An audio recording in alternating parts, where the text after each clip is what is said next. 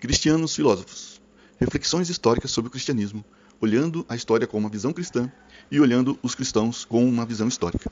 No episódio de hoje, o livro Cristianismo Puro e Simples e o pano de fundo histórico de sua criação.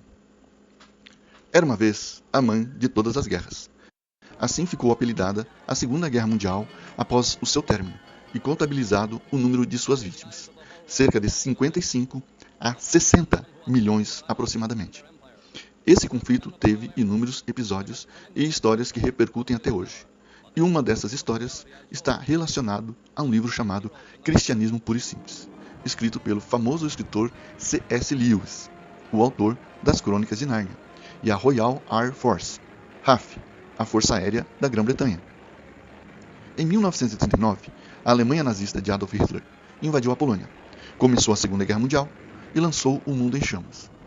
Como parte de seu plano de conquistar a Europa, ele resolveu atacar a Grã-Bretanha e, em 16 de julho de 1940, o ditador alemão ordenou a preparação da chamada Operação Leão Marinho, que consistia na invasão da Grã-Bretanha com forças anfíbias e paraquedistas.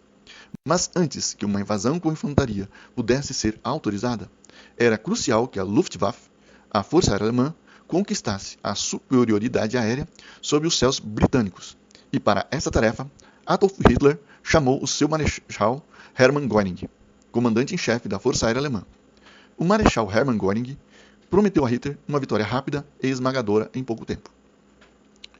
Em defesa da Grã-Bretanha, levantou-se a Royal Air Force, a RAF, e uma grande batalha nos céus britânicos foi travada entre as duas forças aéreas, entre julho de 1940 e maio de 1941. Essa batalha aérea ficou conhecida como a Batalha da Grã-Bretanha. Depois de meses de combate aéreo, os britânicos ganharam a batalha, e os alemães desistiram de invadir a Grã-Bretanha. Essa vitória foi considerada o ponto de virada da guerra a favor dos aliados.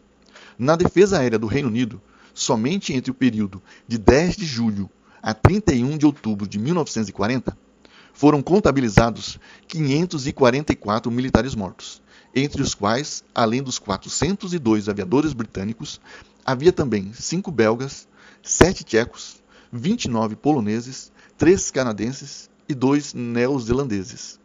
O primeiro-ministro britânico Winston Churchill, em referência a RAF e seus jovens pilotos, declarou a frase que se tornou célebre: "Nunca no campo dos conflitos humanos tantos deveram a tão poucos." No meio dessa guerra, para ajudar a RAF, eis que surge a história de C.S. Lewis. Ainda rapaz, C.S. Lewis serviu nas pavorosas trincheiras da Primeira Guerra Mundial.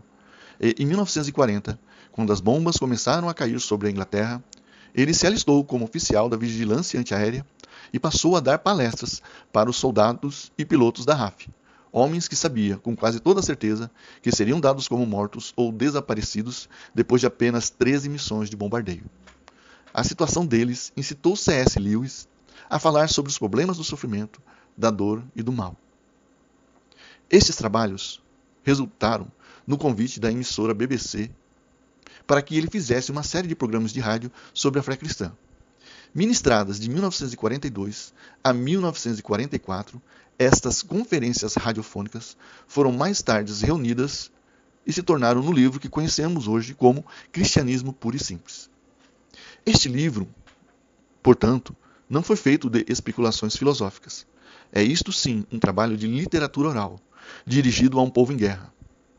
Quão insólito devia ser ligar o rádio, que a toda hora dava notícias de mortes e de uma destruição indescritível, e ouvir um homem falar de forma inteligente, bem-humorada e profunda sobre o comportamento digno e humano, sobre a conduta leal e sobre a importância da distinção entre o certo e o errado.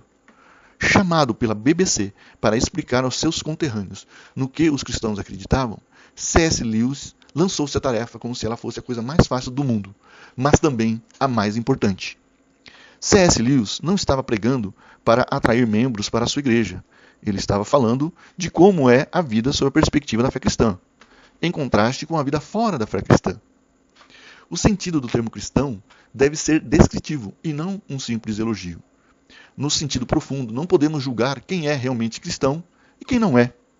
Você pode ser um não cristão cheio de qualidades, ou um cristão com poucas qualidades. O que importa é estar disposto a compreender o sentido da fé cristã para a sua vida e vivê-la de modo consistente. Assim, da necessidade espiritual dos soldados da RAF, surgiram as palestras de rádio de C.S. Lewis, que se tornaram o livro Cristianismo Puro e Simples. Este é o fim. Muito obrigado. Se gostou, deixa um like.